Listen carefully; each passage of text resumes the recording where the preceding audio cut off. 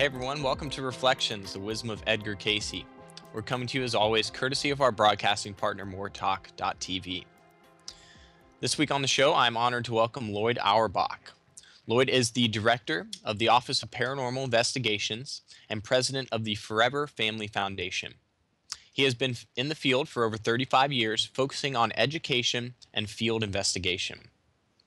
He is the author of 9 books, including his latest co-authored release entitled ESP Wars East and West.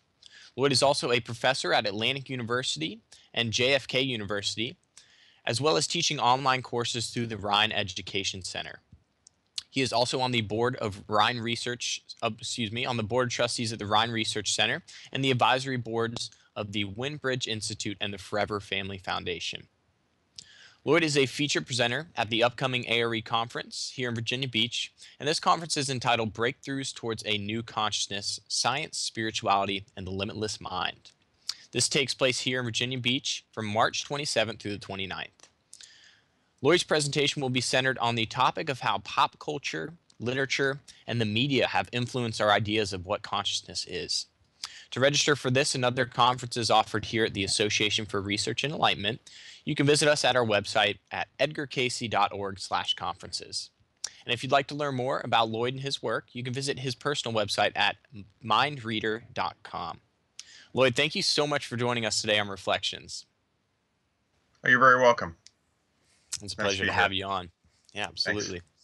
And I'd like to get started with an introduction question of, I'm curious, how did you first get introduced to the work of Edgar Cayce and the ARE? Well, I ran across Edgar Cayce's work probably in the ARE probably when I was a very young teenager just getting into parapsychology.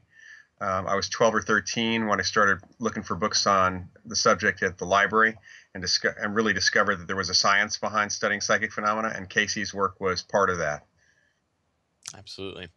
And what kind of brought you into this field of parapsychology? You say you were interested as a teenager, but what brought you into it as a professional within the field? Well, actually, it was part of that. When I was very young, I was very interested in psychic experiences, psychic phenomena, and when I started reading books about Cayce, but merely books by J.B. Rhine and other folks in the field, I focused my attention in high school on that. I actually started a parapsychology club in my high school, which was pretty successful for a few years, and really intended to get into the field after college. So a lot of what I did was kind of like derived and aimed at that. I was very fortunate that as I was finishing up college, they were just starting a graduate program in parapsychology at John F. Kennedy University here in California, and so timing was actually everything for me. Right. And can you tell our listeners a bit about what it means to you and what your career has entailed as a parapsychologist? Well, I've mainly focused on 2 areas. I'm very well known for doing ghost and poltergeist investigations, so kind of the Ghostbuster guy.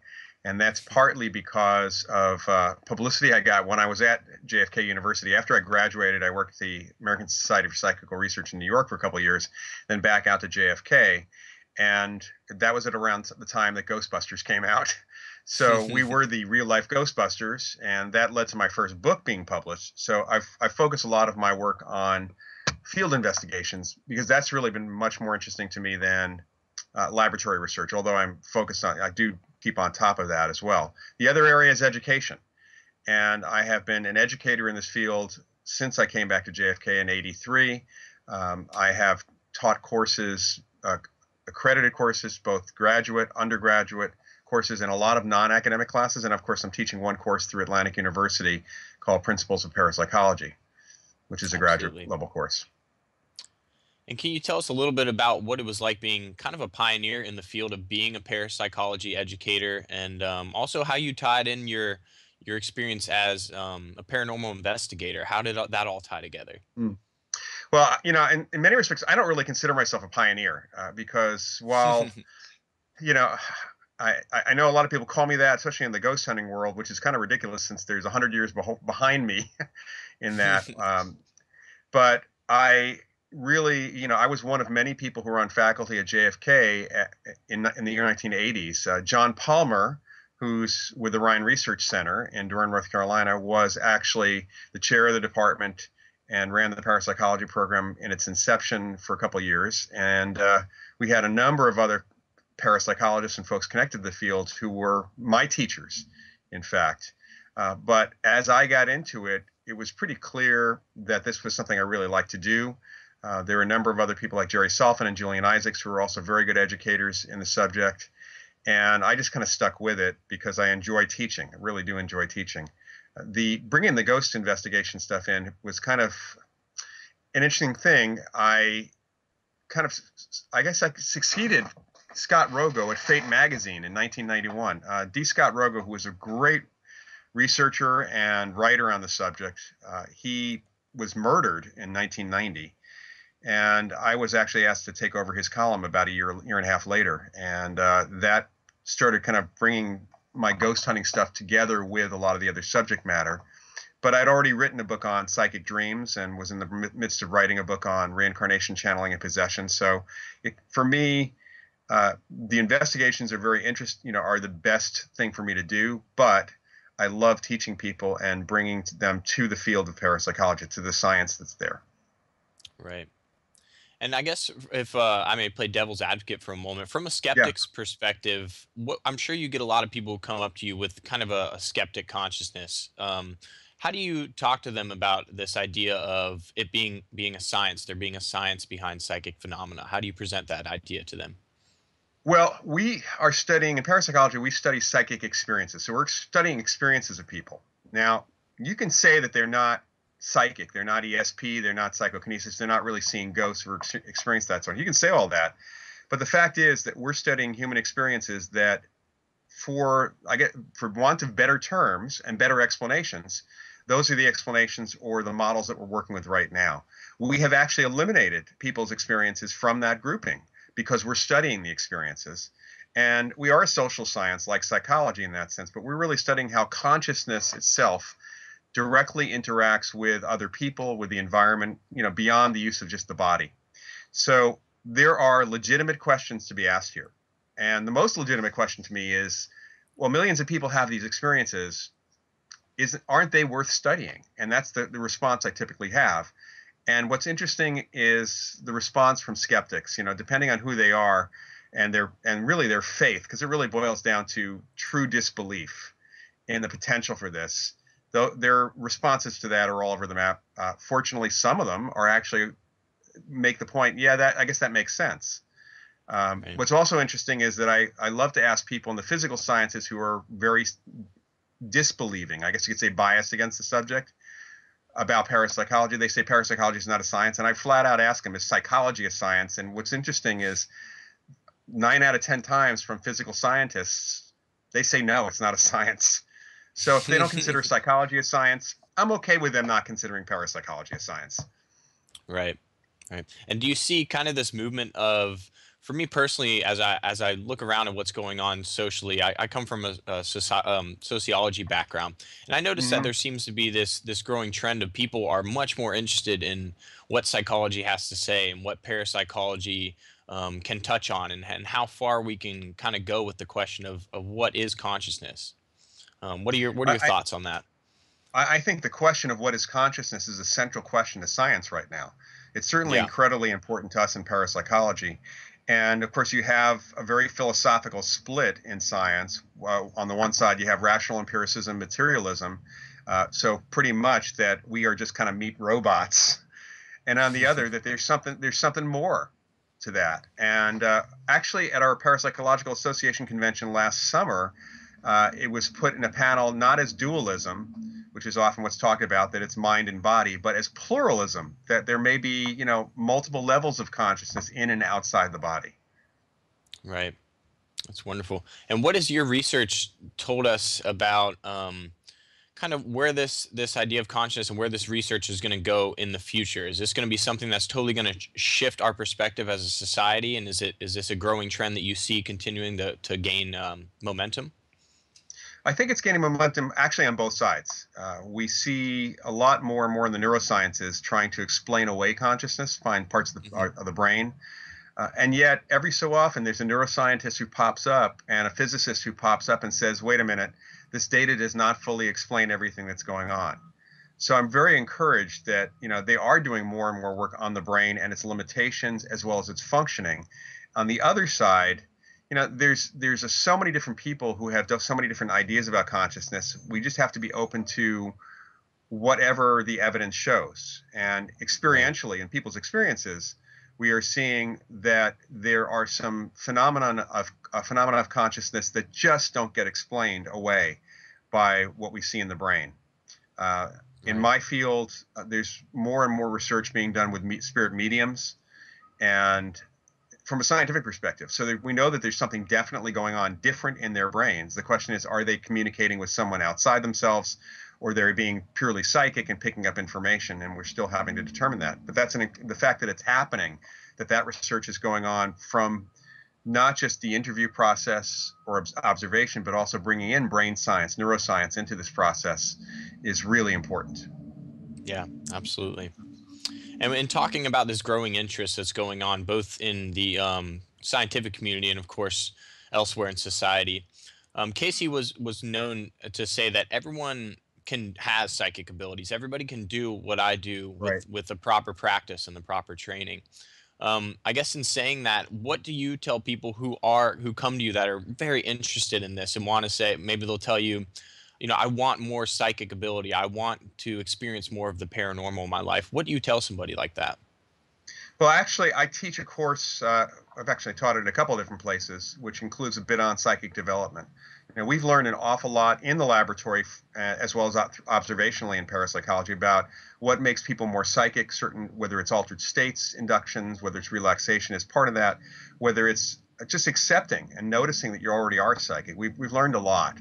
And we can help people actually find their niche. The thing that's interesting is that Cayce and J.B. Rhine actually also said the same thing. Everybody has a little bit of psychic ability. The question is, where's your aptitude? What are you going to be good at? So maybe everybody can't be like Edgar Cayce because they have a different aptitude for doing some other psychic ability. And part of the process for psychic development is figuring out what you're good at. What do your experiences already show you're good at? And how do you develop that? Right. And you've touched a number of times on the Rhine Institute. And for the listeners who may not be familiar, can you give us a little bit of background of both what that institute was established for and your role within that institute? Sure. Well, in the 1930s, people might remember that there was a connection with Duke University and parapsychology. And in the early 1930s, a psychologist named William McDougall brought two young students of his, J.B. Rhine and Loyd Rhine, to Duke University. And they took over the work in parapsychology and really ramped it up in the mid-30s. They established a laboratory in 1935. And when Rhine retired in 1965, he moved the lab off campus, still keeping it in Durham, originally called the Institute for Parapsychology at the Foundation for Research on the Nature of Man. And that was renamed the Rhine Research Center in the late 1980s, which is what it is today. A few years ago, the Rhine also established an education area. So they have a Rhine Education Center, which is an online school. So my role actually, I was originally on the advisory board. I'm on the board of directors now, and I'm one of the couple of main instructors for online courses for the Rhine Education Center. I just actually started a course on the science of ESP this past Wednesday, which people can still register for. And I'm in the middle of an investigations class right now, and then we'll be doing an online introduction to parapsychology course later this spring, in fact. So the Rhine does research today on various types of psychic phenomena, including healing-related research, and still publishes the Journal of Parapsychology and does a number of other educational things in the Durham area as well as online. Wonderful. Thank you. And the one thing you brought up towards the end there was this idea of healing. And I think this is a huge part of what people are most interested in because people just don't quite understand how parapsychology and ESP can be used for healing. So can you give us a brief kind of introduction into how that all ties together? Because I know Cayce talked about thoughts being things, and that's kind of a foundation of what this is all about. Well, other than studying life after death, which is a part of what parapsychology studies, we study extrasensory perception, which is information flow, And we study also something called psychokinesis, mind over matter, which we often call mind-matter interaction. And so healing is actually using energy or using one's thoughts, intention, to actually cause an effect in someone else's body, or for that matter, in your own body. You can do self-healing as well psychically, and that's psychokinesis. It also involves ESP, because you can think of ESP as the targeting system to figure out what's wrong with somebody and where to put that energy or that impact or that effect. So, research on psychic healing has been going on for quite some time in our field, and it's definitely something that people in our field are interested in. The Rhine Center actually is looking at kind of some old ideas, which is that healers give off energy and give off light. And so they're doing research with biophotons being given off by healers while they're doing their healing. Wow, that's amazing. Good to hear. Thank you for sharing that. Sure. I guess in talking about all these wonderful topics, and for some people they may be a little out there, it causes you to really stretch your mind around what you perceive as truth. I guess, what are some of the most common misconceptions that you come across and that you have noticed the general public may hold within their conscious? Well, there's a variety of misconceptions, one of which is that psychics have, and I guess this falls to belief. People go to see psychics because they want their future predicted for them. And they seem to think that psychics can actually do that. And psychics can do that, but pretty much no better than the weather guys. So the further out you predict something, the less about somebody's life, the less likely it's going to be true. Just like the further out you predict the weather, the less likely it's going to be true. We do know that precognition works. Right. There's support for it, even in physics at the quantum level. But the idea that we can predict an accurate future, especially after giving someone that information, they can go out and change it. So there's this misconception about fate, I guess you could say, that we have determined.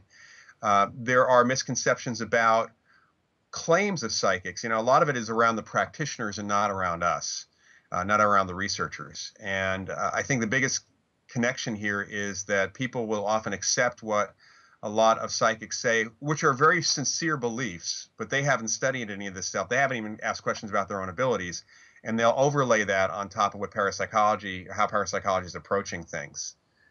We also have, Right. people from the skeptical side saying that our research is crappy, that we are not controlled, that we actually have no evidence.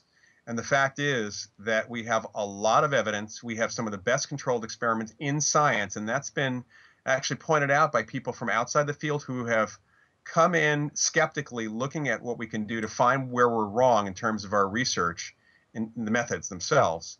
And have been, while they don't agree necessarily with the conclusions, they have been surprised to find how good and how much better our controls are than most other fields of science, especially in social science. So we're kind of battling it's an uphill battle with the organized skeptic movement, and it is an organized skeptics movement that's out there trying to kind of poo-poo all this stuff. And then for me, Right. the whole ghost hunting thing on TV creates all sorts of misconceptions. We don't investigate in the dark in the middle of the night, especially if the phenomena is being experienced during the middle of the day. That makes no sense whatsoever. People are terrible observers with the lights out, so we don't do lights out investigations either. The equipment that's used on TV, none of it can detect ghosts, even though they say it does. It can be used to detect changes in the environment. We correlate or connect those to people's experiences. And you can't, unlike the TV shows, we are interested in the ghost story. We want to hear from the people who have the experiences. It's not about us going in with a lot of equipment and being spooked. That just makes, it's not even scientific. It just makes no sense whatsoever. Right. Yeah, absolutely. Thank you for sharing that. I know there's definitely a lot of misconceptions out there, and I've always been a bit bugged about how this whole idea of ESP and parapsychological investigation seems to be twisted within Hollywood and the mainstream media. So Well, thank you for yeah, I clarifying mean, that. how Hollywood, fiction has taken almost everything and expanded on it. I actually have no problem with a well-written script that takes a kernel of truth or something and expands on it. I really don't. So I guess you could say I have less trouble with science fiction than horror a lot of times, because at least science Right. fiction tends to extrapolate what if, whereas horror basically says, well, that's not interesting enough, it's not scary enough, let's completely change it. Right. Right. Absolutely. And a more personal question is, as you've been in this field for decades, how has it helped to shape your personal view of your life, and how do you see your life's work kind of having an impact on both you personally and then in your community that you're working with? Well, I have a personal philosophy about life and death. I'm actually, I do believe in life after death. I'm not in a hurry to get there. I also know that we're here for a reason, whatever that reason happens to be, and so I'm not in a rush. And it's really impacted me. Just when I hear from people who say that they've had an impact, they've read my books or they've heard me on the radio or something else, and that struck a chord with them, whether it is getting them interested in doing work in this field or whether it is helping them with their experiences. And I actually really am happy to hear that the work that I do sometimes helps people actually understand and stop being afraid of their experiences, because that's really what I've tried to do over the years, is try to remove the fear that people have in their experiences, whether they're ghostly experiences or ESP experiences, and really consider that these are normal experiences. They're not paranormal. They're actually normal experiences, especially if we go by the numbers of people that have had these experiences. Right. And Absolutely. I take a, it's interesting when people meet me and I tell them what I do, and I do tell people what I do. It doesn't take them long to find out that I'm a pretty normal guy, and I use a lot of common sense approach to this.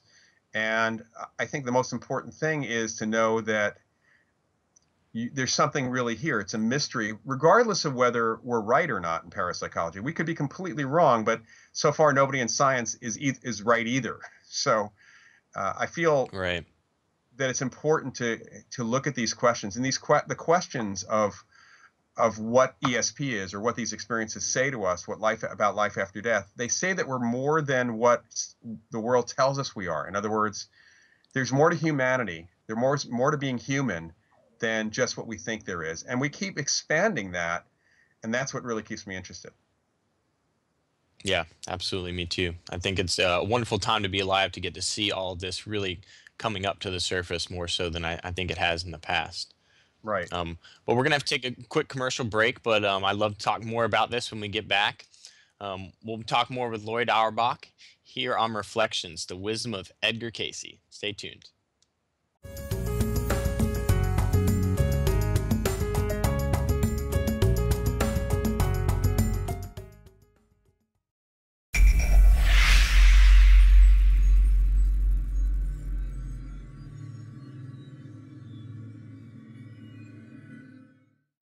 Welcome back to Reflections: The Wisdom of Edgar Cayce.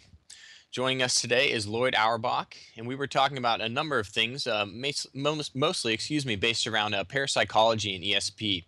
Um, Loyd, I want to talk a bit about your upcoming ARE conference. I'm really excited about this one, and I know your talk is going to be about pop culture, literature, and the media, and how they've kind of influenced our ideas of consciousness. And coming from my background in sociology, this is an incredibly fascinating topic to me.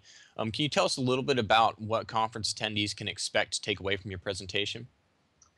Well, I always find it interesting. You were asking about misconceptions before, and a lot of our misconceptions, almost modern folklore, comes from the folklore, and our folklore is literature. It's fiction literature. It is for us, it's film and television actually more than anything else. And now, of course, we're getting the internet involved in that whole process.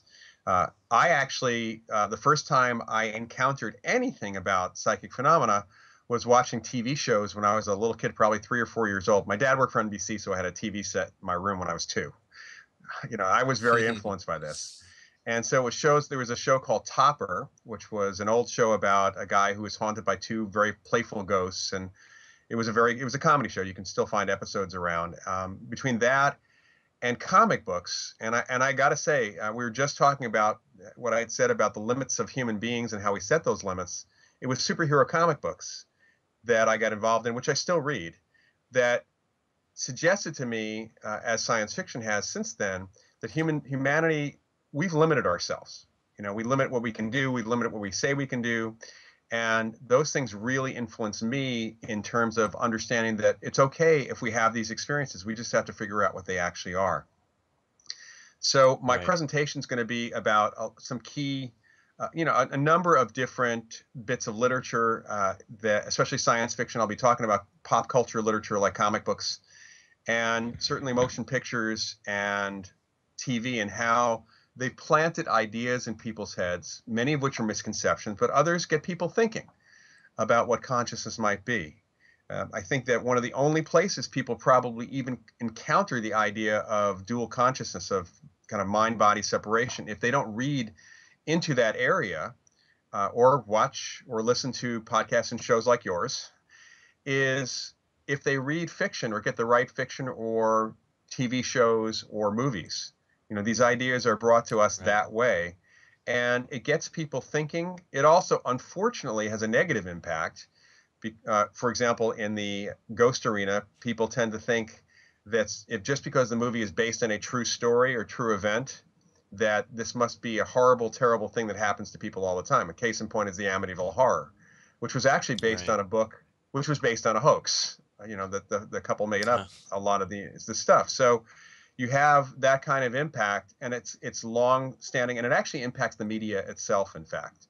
The misconceptions are also held by people in the media who write this stuff, and by fiction writers who create modern literature. Right, absolutely. Well, good. We look forward to having you here and attending that conference. I wanted to talk a little bit about Cayce was well known to see many things, including kind of auras, and he was also seeing entities that other people weren't seeing.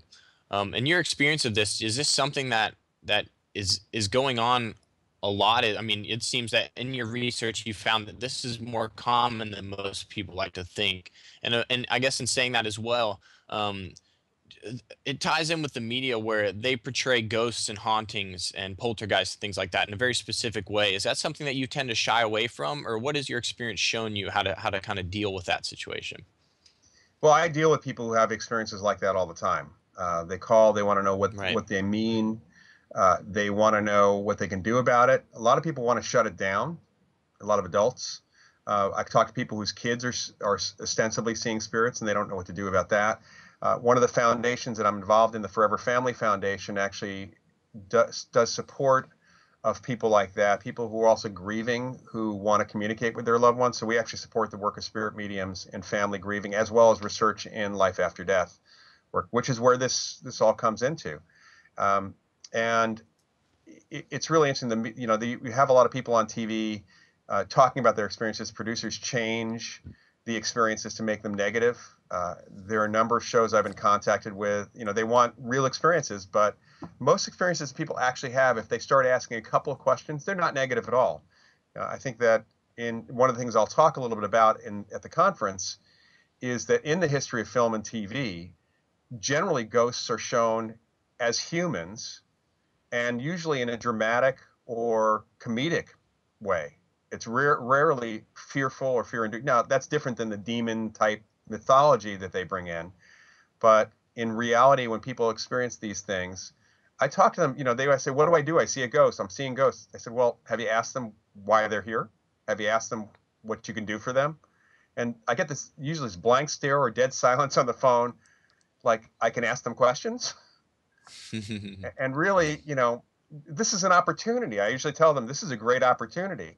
You're talking to someone who potentially may be deceased. Ask them what it's like.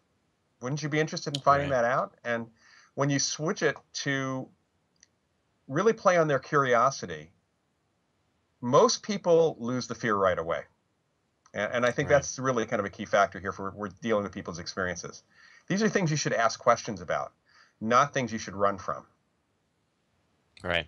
Absolutely. And as your role as an educator, you've been doing that for a long time, and dare I say, a pioneer in the field. But what has been the most rewarding thing about educating people about this and kind of putting away their misconceptions and helping to work with them through this? What's been the most rewarding thing for you personally?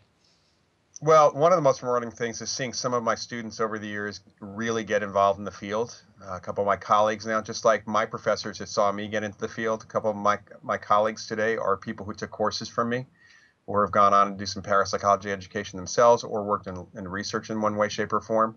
And that makes me feel great. Really communicating with people down the road who have a handle on their experiences, some of whom actually learn to be a little bit more psychic. That's been very, very rewarding. And actually, of late, I've even been mentoring a few mediums, who actually are very interested in understanding what their experiences mean and and what their abilities are. And it's a really interesting thing. Over the last probably 5 years, I've worked with a lot of psychics and a lot of mediums, and I find that mediums, maybe because they're dealing with people, dead people, but they're still dealing with people. Whereas psychics are picking up information, even though they're picking it up from people, they're picking it up from other things. But psychics are less curious about their abilities than the mediums actually are.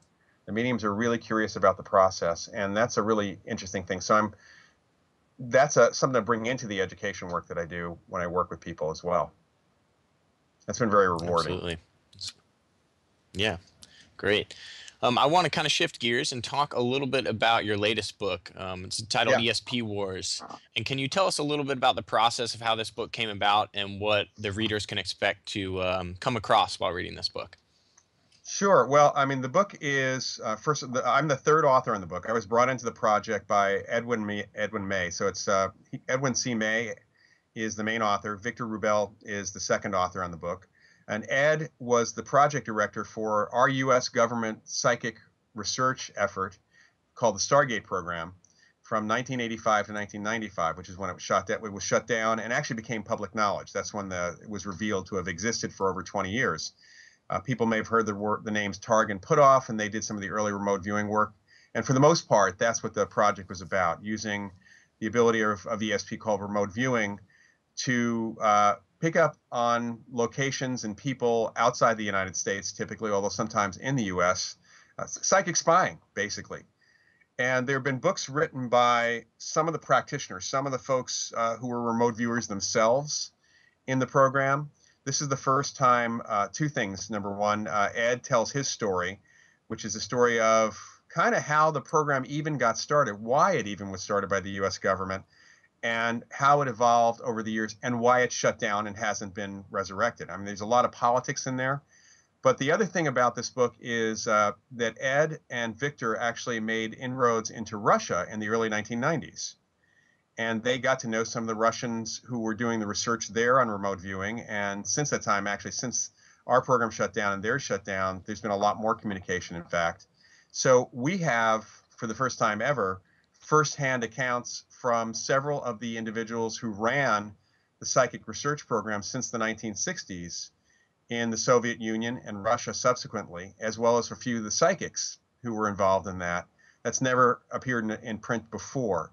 And what's cool for me, when Ed brought me in, because the book was a collection of articles and chapters from these various individuals, and I was brought in to kind of bring it together, to really make it a narrative that people would find very interesting and read.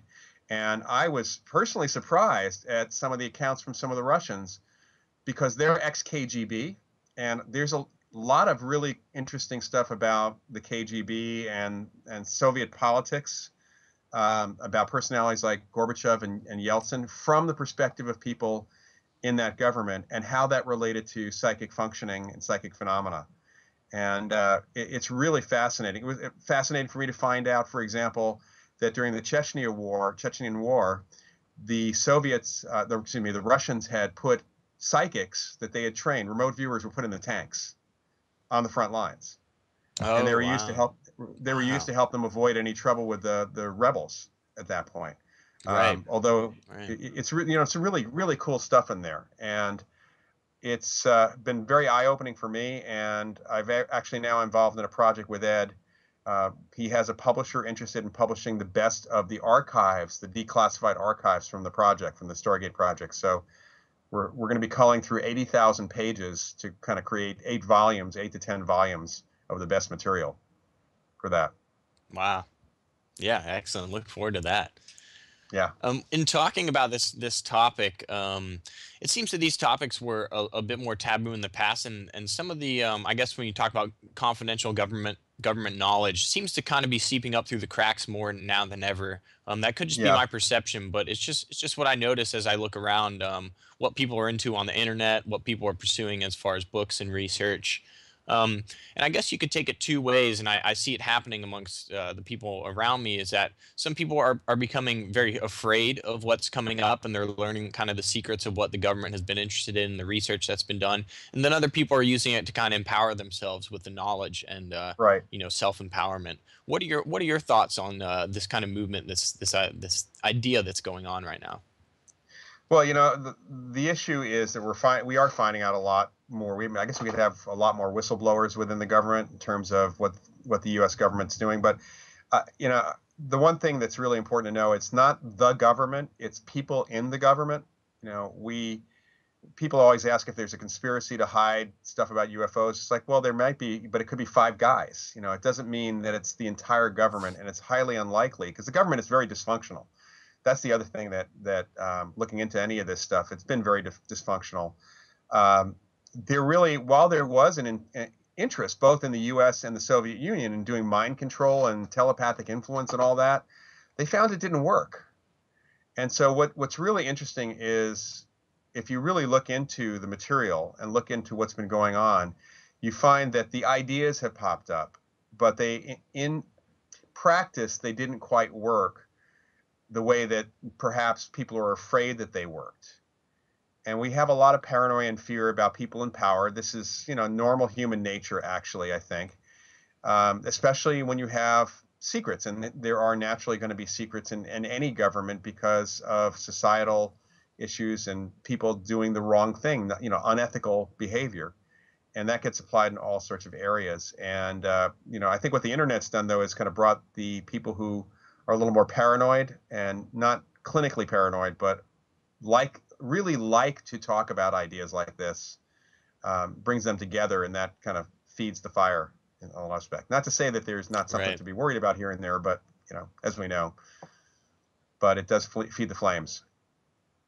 Yeah, absolutely. And I see a number of people out there who are helping to feed the flames themselves. They're taking this and they're trying to get everybody involved and get them worried. But my Yeah. personal opinion is, yeah, take care of your own and you'll be okay. There's plenty of great stuff out there and wonderful research like yours that's coming out that really helps to empower us. And I think that's the more powerful way to use it all. Yeah, I'm personally I'm less worried about the secret government projects than I am worried about Congress and its ineffectiveness. Correct. I want to kind of get back to the Cayce material. Cayce made a number of predictions. We talked about this previously before we took the break about kind of future predictions and how psychics are very big into predicting the future. Cayce had a wonderful, I guess, idea that he had brought to the surface that he said he made many predictions for the future, but he always made it very clear that the determining factor as to whether these predictions take place is free will, individual free Right, will, and also collective free will within a society. right. What are your thoughts on this, and how have you seen this play out in your research in the field? Well, I think that that statement right there, that's the most important thing to remember, is that even though there's actually a model that's been growing in some areas of parapsychology that a lot of ESP actually is precognition. Precognition is kind of the main thing. But what we find is that there are so many influences. Psychic sits down and reads the future. And to kind of paraphrase the great Jedi Master Yoda, the future is always in motion. We have, at any given moment, if you knew everything in the world, if you were omniscient and knew what was going on right now, you could make, without being psychic otherwise, in terms of precognitive, you could make some pretty damn good guesses about what's going to happen next to almost everybody if you had all that information there. But then all it takes is somebody to say, yeah, I'm not going to do that. And that creates a domino effect that changes things. So you can take information. And one of the things we've learned in parapsychology, there's kind of a paradox here. It's called the intervention paradox, that you're given information about what the future is going to be like. And you may decide or do something either to bring it about or to do something that could cause it to fall apart. And that is kind of like the models of the weather. When you do weather prediction, the reason why the further things go out, the harder it is to predict the weather is because there can be something that you didn't account for happening elsewhere in the world, like an earthquake or a volcano or something else, something man-made that starts a domino effect, kind of like the butterfly effect. And it just simply may have not a major effect on things here, but it has a minor effect. And it's enough to kick things off kilter. So it really is about using the information from those predictions to do what needs to be done or not do what needs to be done to make things come true. One of the psychics I worked with years ago used to tell her clients that you want to know what's going to happen for you in the next 2 months. Okay, today I'm going to tell you what I see. You come back a month later, and depending on how you've used this information, I'm possibly going to give you a completely different idea of what's going to happen. Right. And yet we also have kind of more general trends. Psychics can be right on trends in people's lives and even world events to some extent. Because some things are building up, and that's what they're picking up on. Right. It's kind of, I guess you call it probabilities, and we're kind of the determining factor, both as individuals and as groups, societies. Yeah. Yeah. Personally, the way I see precognition is that we're picking up on the most likely future, the most probable future. But we can change that. Yeah, absolutely. It's an empowering message for sure. As kind of a conclusive question, I just wanted to ask you, pose kind of, I guess, play devil's advocate again. It would be if someone were to come to you and say, why should I be interested in these topics? Why should I care about ESP? Why should I care about psychic phenomena? Why should I care about parapsychology and the nature of consciousness? All that entails. Why is it important that we know about it, we educate ourselves about it, and that we kind of pursue it as an individual interest and an individual practice?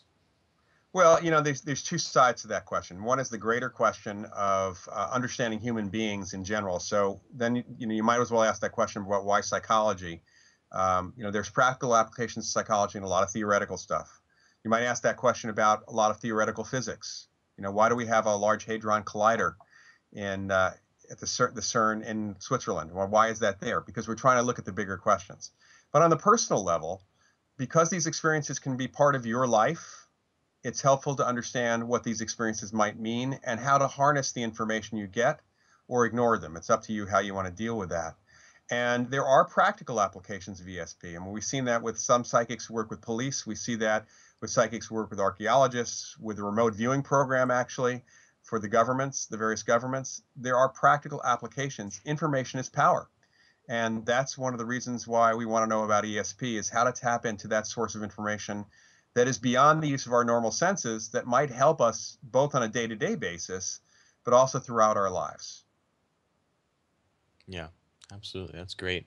And I think you raised a great point. You said that it's something that we are likely going to experience some form of this in our life. And I think it's also important. It can help create a more compassionate society, in that if we were to educate ourselves and become more open-minded about the topics, we may have a friend or a loved one who's going through this a little more intensely than we might be, and we can be there to help them kind of cope with what they're going through and give them a better explanation of what's going on. Yeah, I think one of the scariest things about my field is that it suggests very strongly that we are more connected than we want to be. Right. And we have to take personal responsibility for our thoughts, which is a whole nother thing too. Yeah, absolutely. Can you kind of explain, I guess, for our listeners, when you talk about taking more responsibility for your thoughts, what does that entail, and what is that practice all about? Well, I think it really means, as you mentioned, the word compassion. We need to be, kind to people. It's not, people say sticks and stones will hurt, break your bones, but names will never hurt you. That's actually not true. We all know that. Right. That, negative emotion directed at people can be felt by people. That's a form of empathy, or it is a form of ESP. And, what we're finding in psychokinesis research is that human beings do affect things unconsciously quite a bit, including our own technology. When we're in bad moods, sometimes our phones and computers start acting up on us. So when I say taking more responsibility, that just means be mindful. Obviously, people are going to run into situations where they get angry, where they think hurtful thoughts about people, but just know that those thoughts could be potentially felt by folks, and don't get upset if somebody gets upset because you're upset. I think it's really about knowing that there is that connection, and not taking everything personally is the key factor here, because some of what you take personally is really in relation to people picking up on your own emotions. Right. Absolutely. Wonderful. Well, Loyd, thank you so much for joining us today on the show. It's been a pleasure chatting with you about all these various topics, and I want to personally thank you for being such a powerful educator with a message that's very much needed now. So, thank you so much. Thank you. Thanks for having me. Absolutely. Don't miss your chance to see Loyd, as he is a featured presenter at the upcoming ARE conference here in Virginia Beach, entitled Breakthroughs Towards a New Consciousness: Science, Spirituality, and the Limitless Mind. And this conference takes place from March 27th through the 29th, and you can register on our website at edgarcayce.org/conferences. On behalf of everyone here at the Association for Research and Enlightenment and moretalk.tv, I'm your host, Brenton Bickerstaff. Thank you so much for joining us this week on the show, and I hope everyone has a wonderful week. I'll see you next week.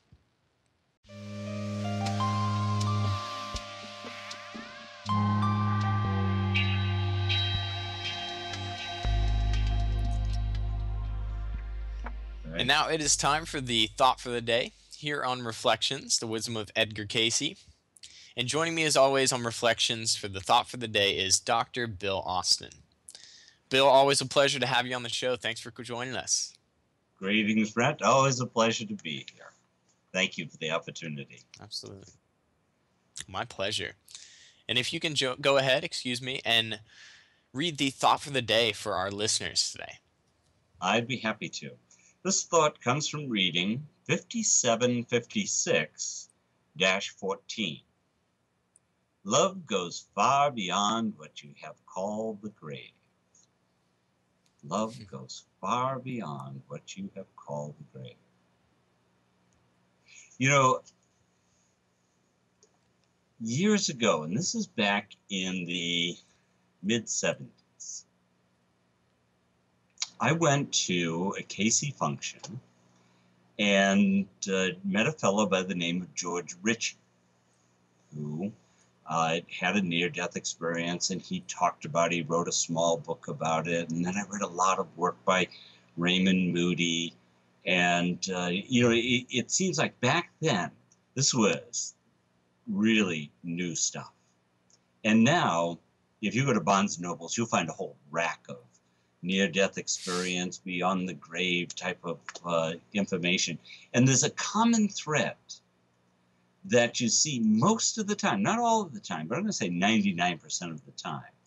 And that there is this unbelievable feeling of love and safety. Cayce talked about death being going through the door into just another realm that can be very enjoyable. I read this and say, boy, not long ago, not many people had even thought along those lines. And now it's almost an everyday thought, which is wonderful, And so often I see the world manifesting some of the ideas and concepts that Cayce talked about, so many years ago, almost 100 years ago. And now they're everyday thoughts. You can talk to anybody about this, and they say, oh, yeah, did you read this book or that book? Have you heard about this experience?